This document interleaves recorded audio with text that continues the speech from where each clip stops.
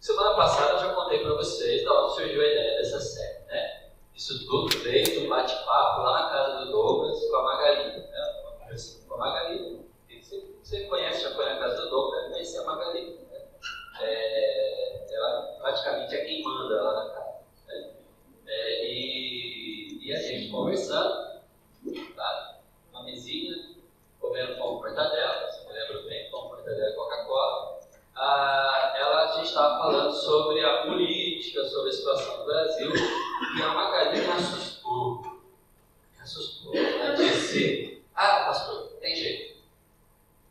Esse Brasil tem jeito, o negócio é a gente esperar Jesus voltar mesmo, só quando ele voltar que as coisas se consertam. E aí eu conversando com ela, eu disse para ela que a gente, como cristão, precisa ter uma visão otimista da vida. Não pode ser assim. Não pode terminar desse jeito, né? Só pensar que a gente só vai ser feliz quando Jesus voltar. Sabe que não tem, né, nenhum recheio no meio desse bolo, não tem nenhum, né, jeito da vida ser um pouco melhor. Foi quando surgiu a ideia então, da gente de eu trabalhar com vocês essa série. Limões ou limonada.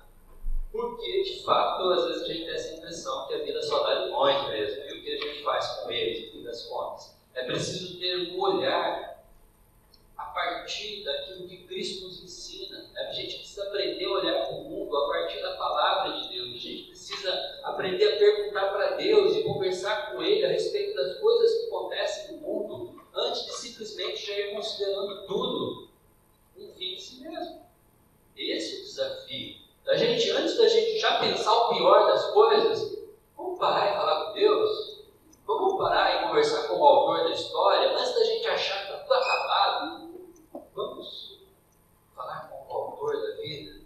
Quem sabe ele nos dá uma visão melhor. E por isso, então, aprender a ter uma visão otimista, centrada em Deus. E hoje, a gente vai para a segunda parte. Se você perdeu a primeira parte, já está lá na nossa página, também está lá no canal do YouTube, você pode ter o áudio da primeira parte. Hoje nós vamos falar de uma nova história, a respeito de uma nova história. Sim, porque se você já sofreu um acidente e já teve que fazer um sinistro ou fazer um boletim de ocorrência, você vai perceber que a sua história de acidente tem uma outra história, que não é a sua.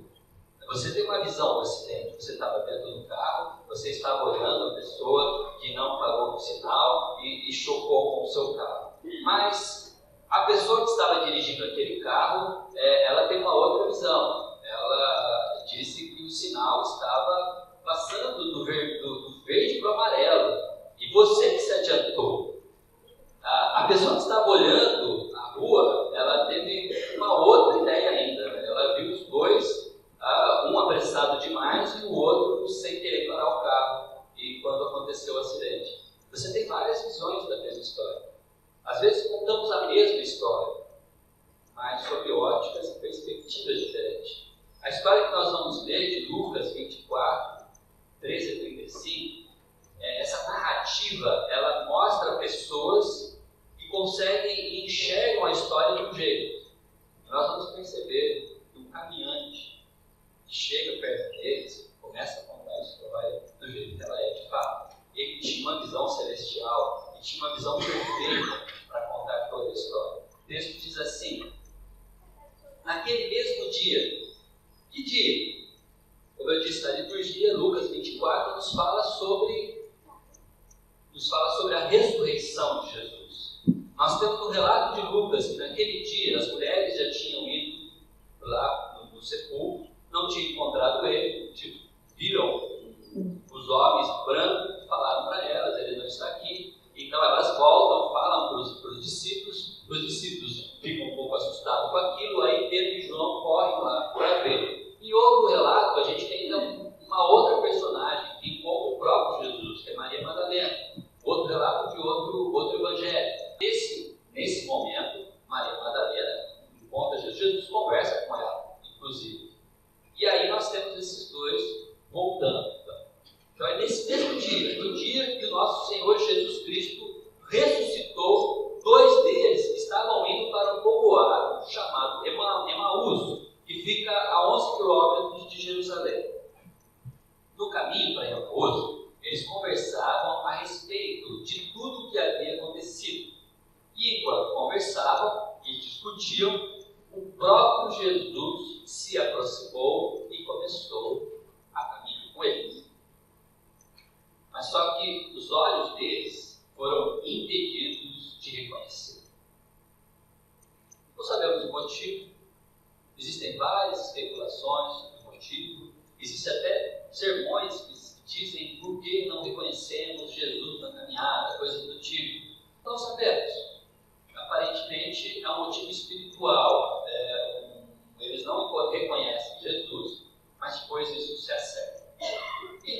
Então, ele, o próprio Jesus, lhe perguntou: sobre o que vocês estão discutindo enquanto vocês caminham?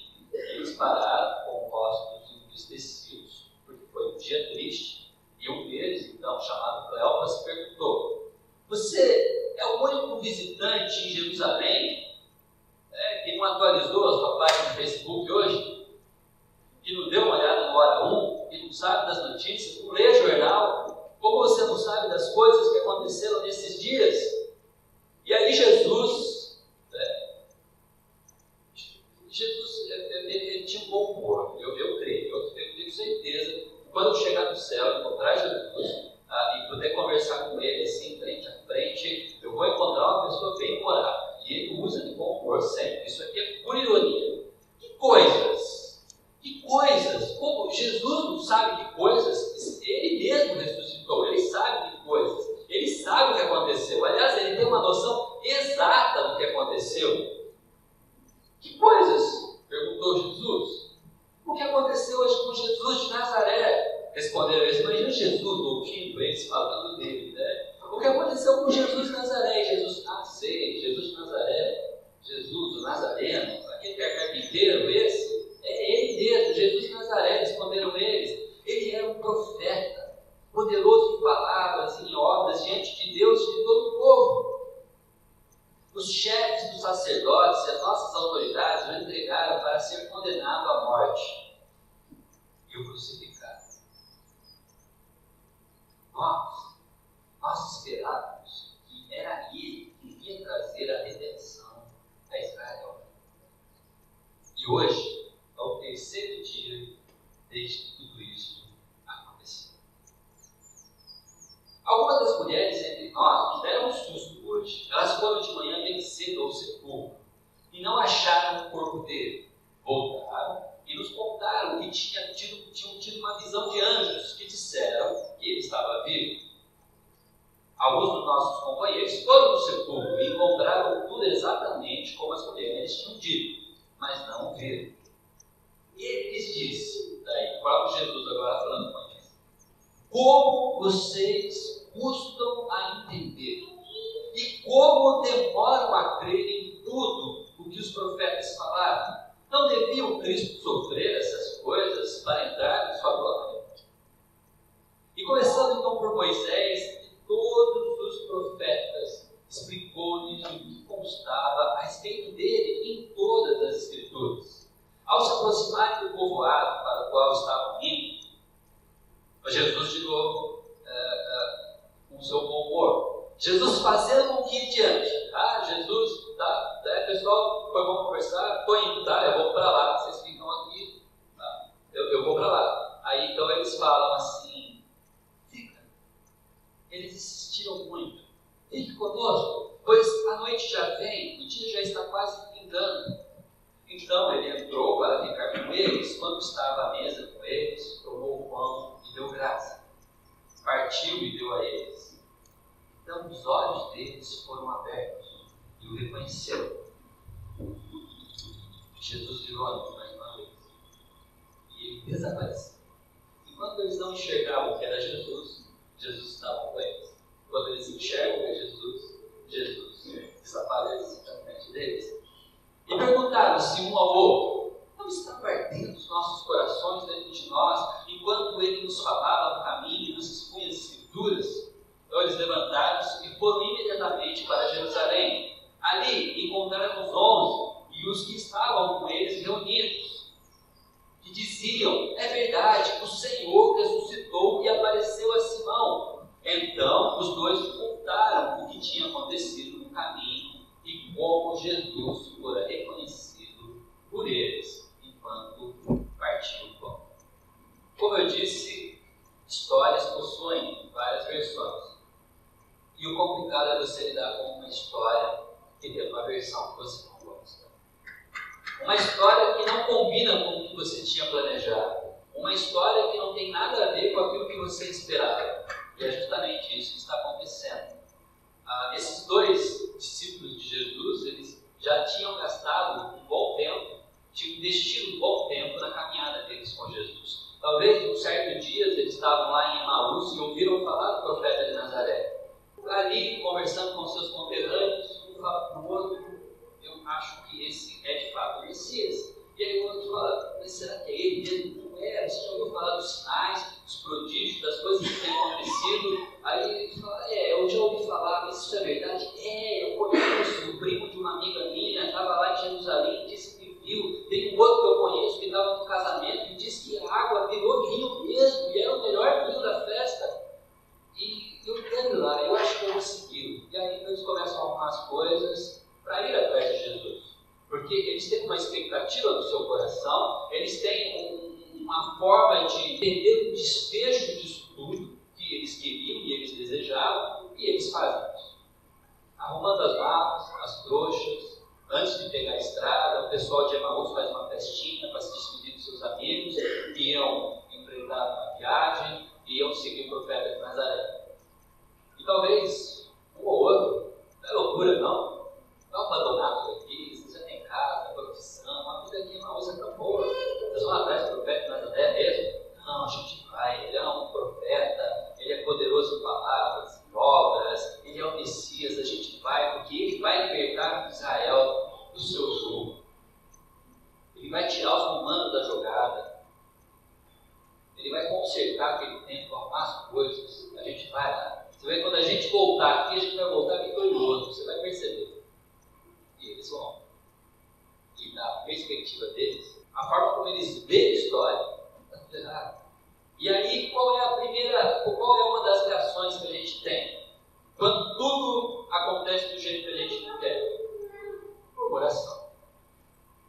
Você começou no novo emprego e você esperava aquela coisa no novo emprego, você achava que o seu chefe, você via as fotos dele no Facebook, né? Era um cara divertido, que contava piada, aí você vai trabalhar lá achando que vai ser mil maravilhas, e aí você está lá de manhã, lá tomando um café, tá aquela rodinha de pessoas, seu chefe chega, aí você conta uma piada também, porque você achava que ele ia dar risada, e aí depois ele fala, eu pago você para ficar contando piada agora, não tem trabalho para você fazer não?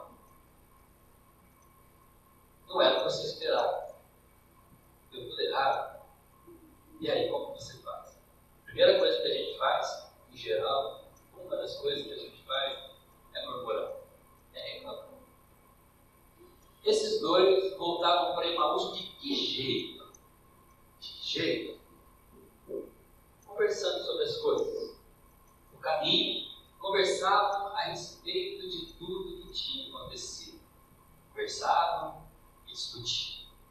A murmuração é quando você tem um problema, uma coisa que você não gostou, uma situação com a qual você não concorda, uma situação que te perturba, uma situação que você pudesse, você mudava, mas como você não pode mudar, o que você faz? Conversa com o outro sobre isso. Nós murmuramos porque é um escape nosso. Reclamamos de tudo. Reclamamos do preço, das contas, da política e falamos com os outros. A murmuração ela tem essa prerrogativa. Nós sempre reclamamos com quem não pode resolver e com quem dá razão ao que nós reclamamos. A gente nunca vai murmurar com alguém que vai discordar da gente. Você chega assim e fala, pô, o chefe é bravo, eu achei que ele era um cara legal e você viu a bronca que ele deu, porque eu ia contar uma piada. Aí o colega seu disse, mas você é meu, né? A gente tem que trabalhar mesmo para contar piada. Não sei qual foi a impressão que você teve, mas aqui é um lugar sério. A gente para para tomar um café, conta uma coisa ou outra, depois volta a trabalhar, mas a gente não passa a manhã contando piada. Você nunca mais vai conversar com esse cara sobre esse assunto, porque com ele não dá para murmurar. Com quem que você vai murmurar? Com quem vai te dar razão. É verdade, viu? Olha, teve uma vez um churrasco da empresa, você nem imagina o que ele fez. Você vai procurar alguém que vai te dar razão e vai aumentar essa bola de neve. Gostamos disso, porque é um escape. A gente não consegue resolver, então o que a gente faz? A gente murmura. Mas a murmuração é esse convite para não resolver, nós não resolvemos e aumentamos o problema dentro do nosso coração. Esses homens só reclamavam. Esses homens tinham uma ideia na cabeça que não deu certo. O que a gente faz? A gente conversa, discute, vai andando no caminho, conversa, discute. A gente conversa, discute sobre o vizinho, do jeito que ele para o carro dele, atrapalha a nossa vaga. A gente conversa, discute sobre o parente.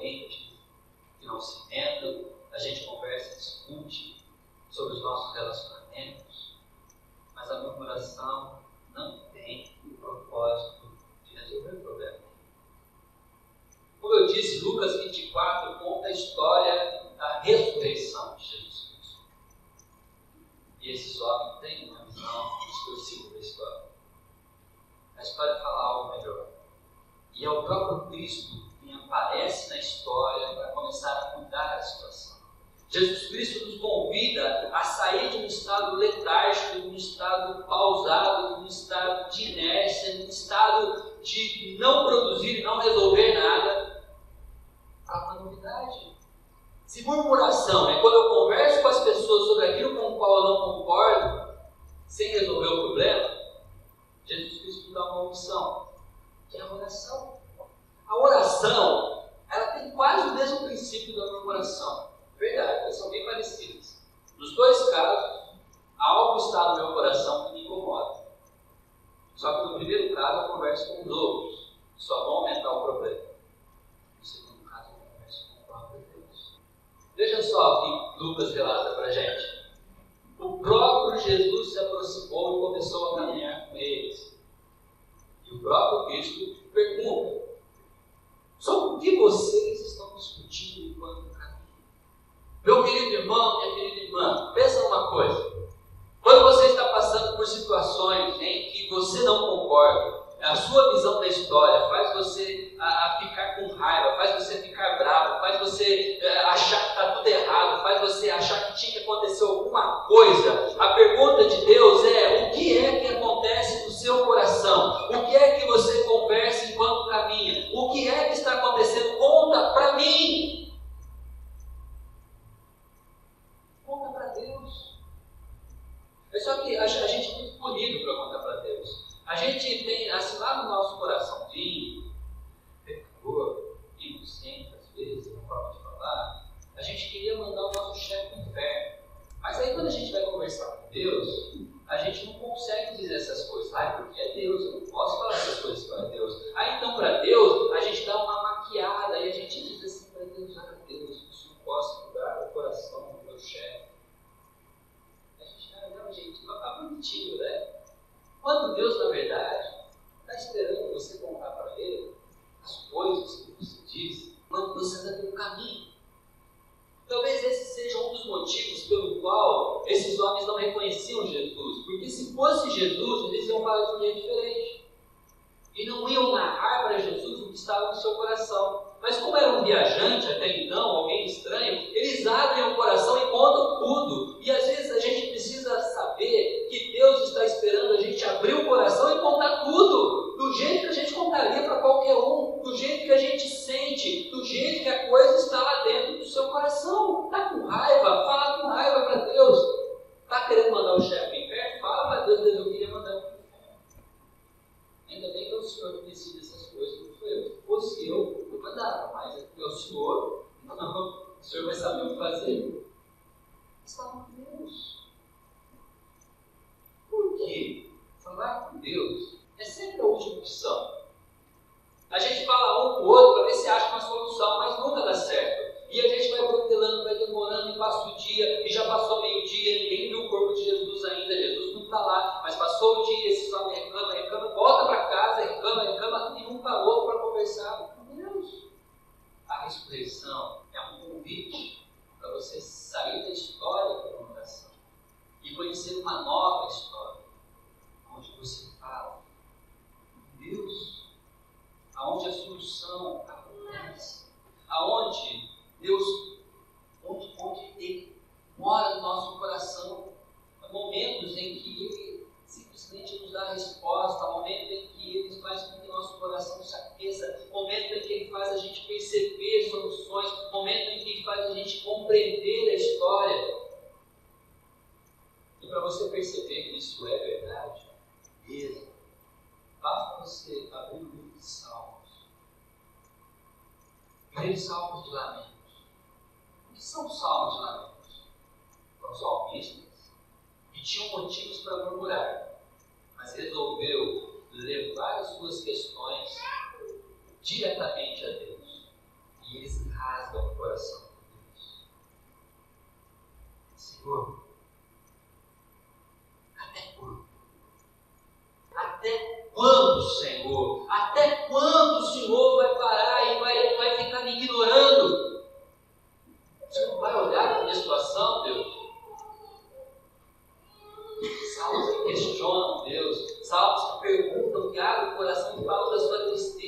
sua dor, falam daquilo que sente, falam daquilo que está dentro, daquilo que mora dentro deles. O interessante é que você começa a orar fazendo isso, indignado. Você começa a orar indignado com o seu marido, com a sua esposa. Você começa a orar indignado com o seu chefe, indignado com a cidade, indignado com a política, indignado com tudo. Você começa a orar reclamando com Deus, falando para Deus que não tem jeito. Mas se você acompanhar o Salmo de Lamento, você termina o Salmo confiando em Deus.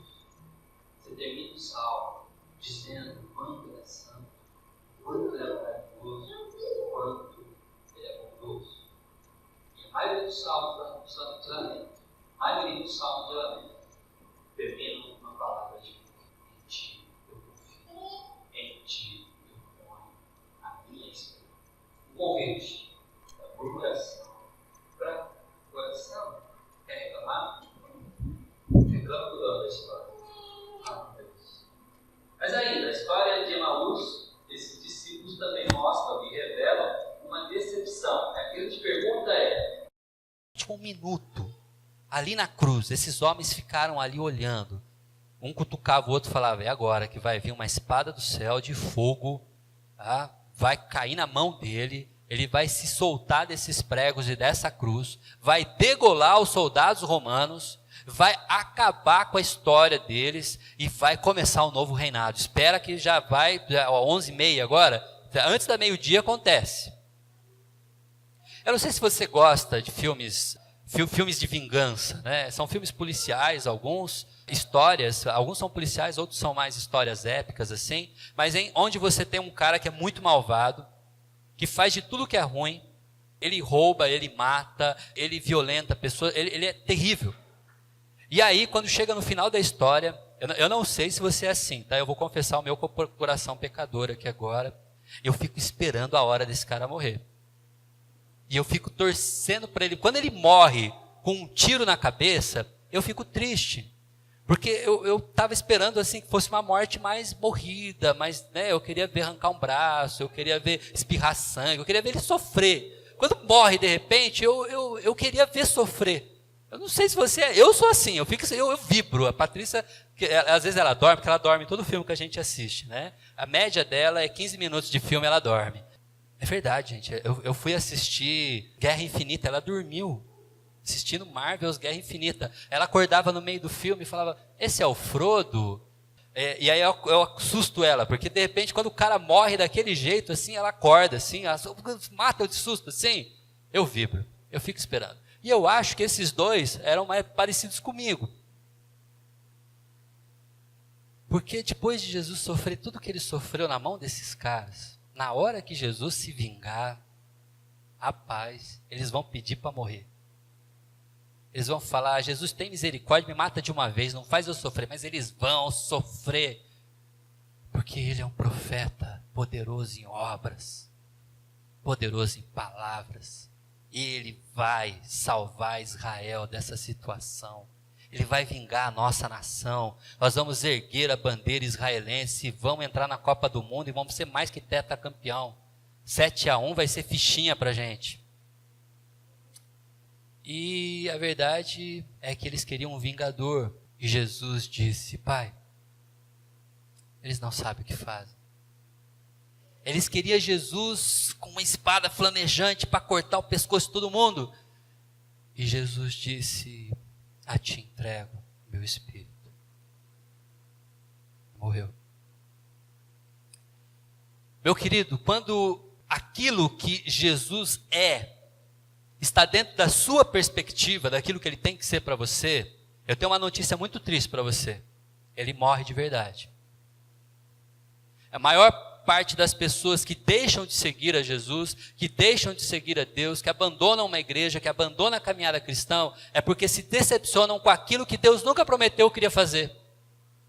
Ela tinha uma esperança, ela tinha uma expectativa, ela queria que Deus fizesse, resolvesse daquele jeito os problemas dela. Mas quando Jesus tem uma outra história, quando Jesus mostra tudo de um jeito diferente, quando Deus tem um plano totalmente paralelo, que não tem nada a ver com o seu plano, a gente se decepciona.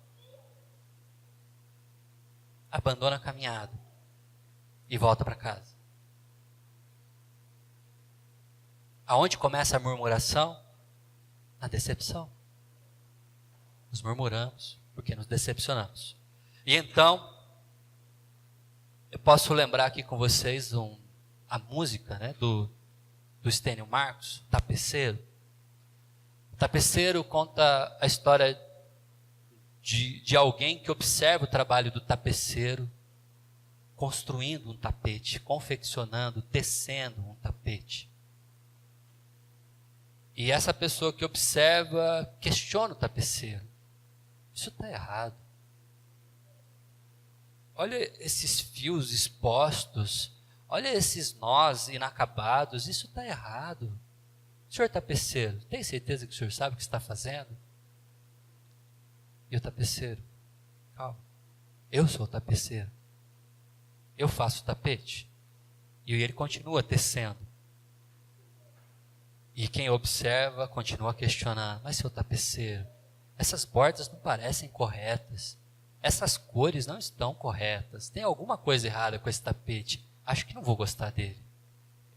Confia no meu trabalho, eu sou o tapeceiro. Porque a grande questão é que apenas o tapeceiro enxerga a obra e sabe qual é o fim. Nós só vemos do avesso, nós vemos o projeto, o croquis, a gente vê algumas sombras do que vai ser, mas é o tapeceiro que vê a peça final. E quando a obra se completa, quem olha o tapete vê uma obra de arte, vê algo maravilhoso. É preciso dar um passo atrás na história para contemplar a obra feita. E é justamente o que Jesus faz. A ressurreição é um convite para você sair da decepção, para conhecer a vontade de Deus. E olha como Jesus faz isso. Jesus faz isso trabalhando a vida desses homens, dizendo como vocês custam a entender e como demoram a crer em tudo que os profetas falaram. E agora Jesus traz eles para a palavra, para a Bíblia, aonde nós conhecemos a história, aonde nós vemos o trabalho do tapeceiro. Bíblia, meu querido, palavra de Deus. E é incrível você parar para perceber que agora Jesus Cristo é ressurreto. Ele ressuscitou, ele é o Deus vivo, 100% homem, 100% Deus. A pergunta é, se Jesus Cristo é Deus, tudo o que ele fala é palavra de Deus, e se o que ele fala é palavra de Deus, por que Jesus lê a Bíblia? Não era só ele falar?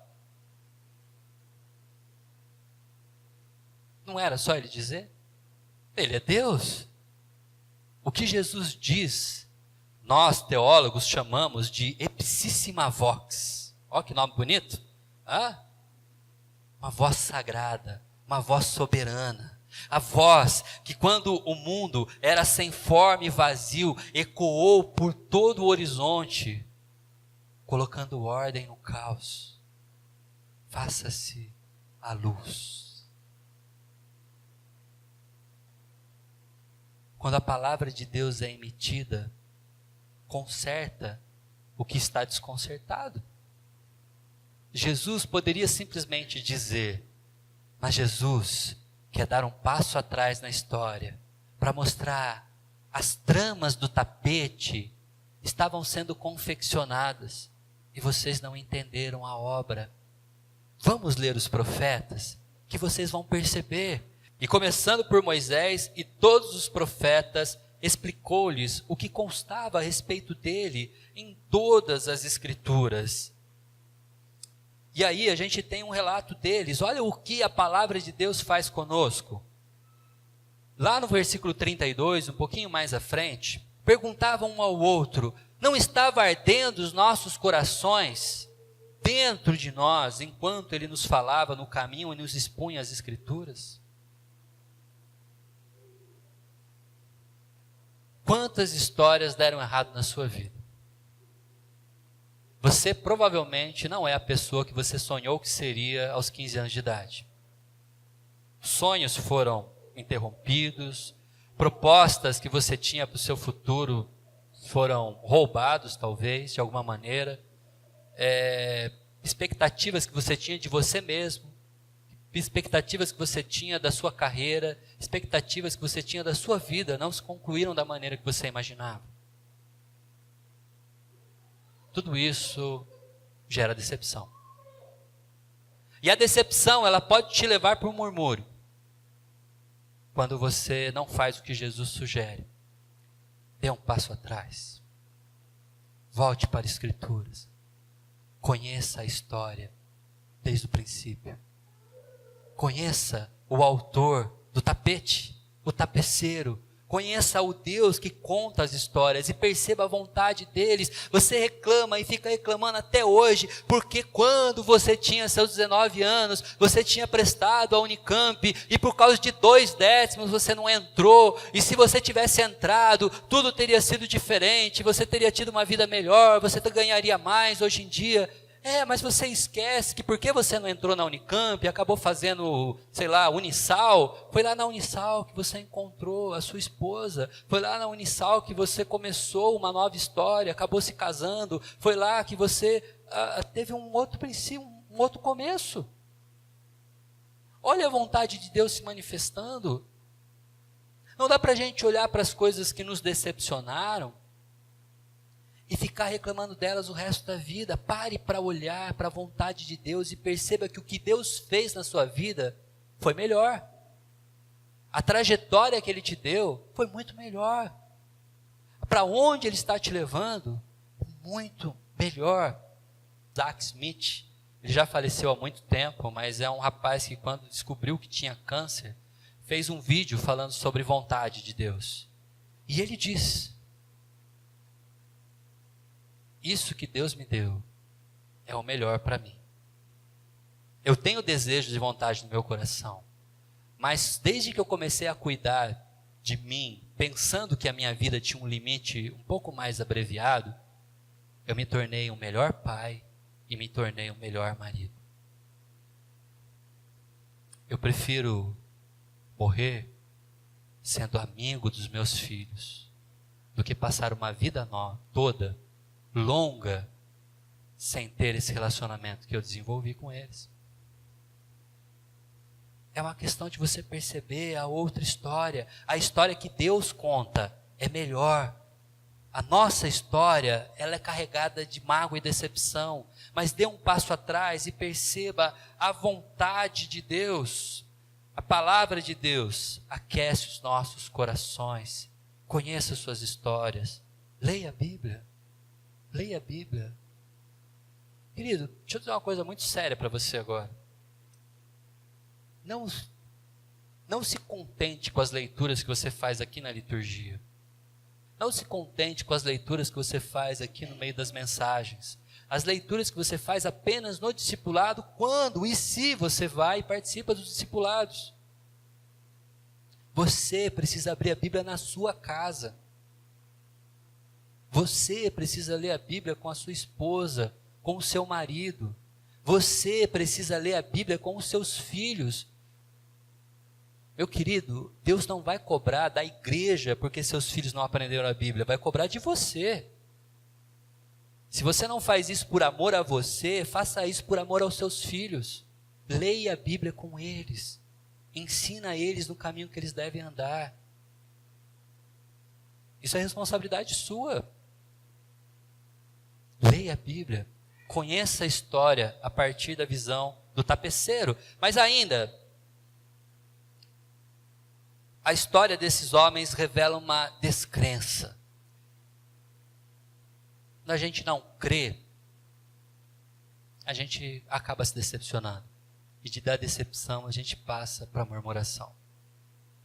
Olha só. Algumas das mulheres entre nós nos deram um susto hoje, tá legal, nos deram um susto com uma notícia. A notícia era boa, foram de manhã, bem cedo, ao sepulcro e não acharam o corpo de Jesus. Meu Deus, o que era para esses homens pensar?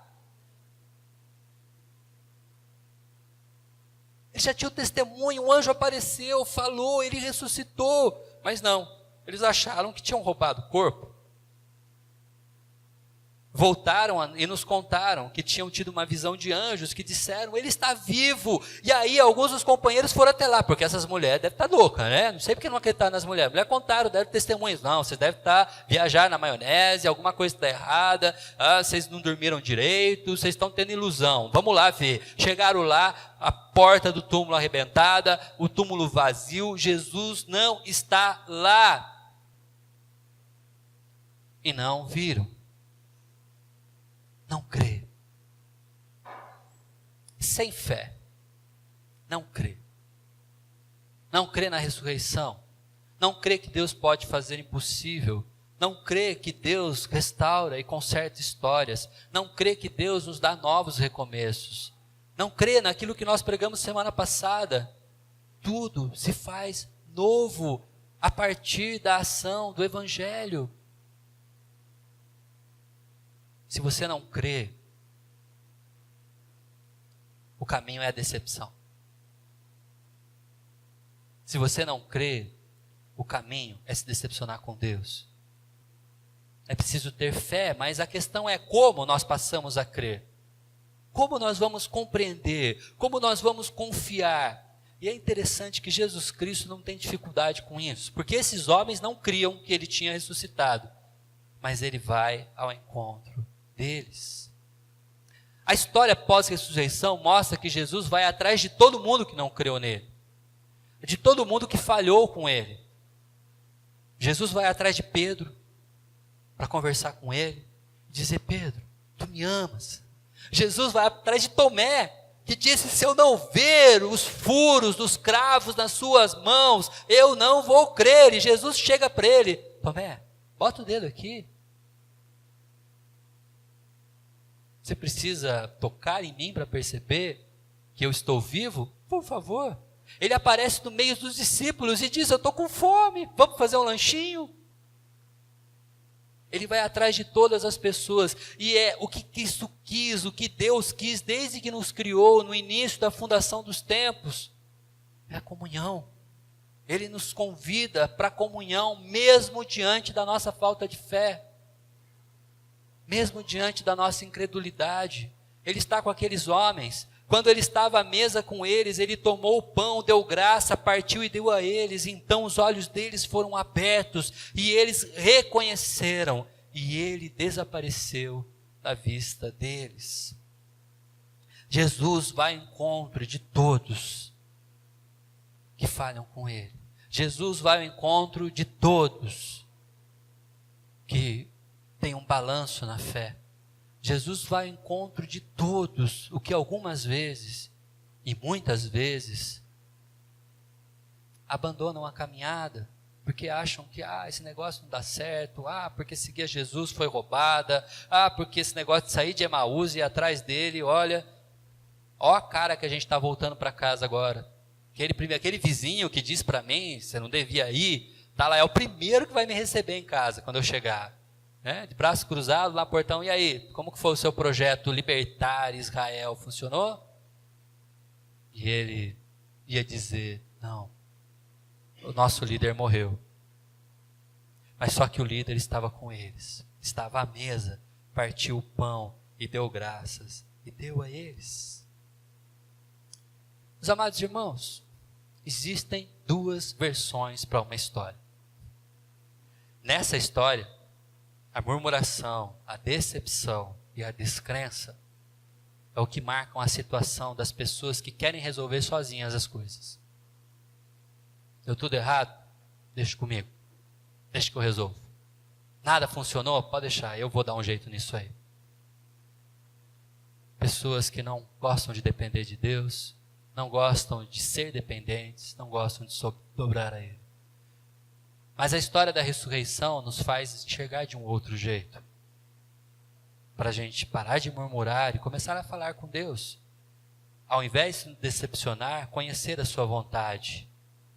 E mesmo quando a descrença aparecer, perceber o desejo de Jesus de ter comunhão conosco. Essa é uma nova história.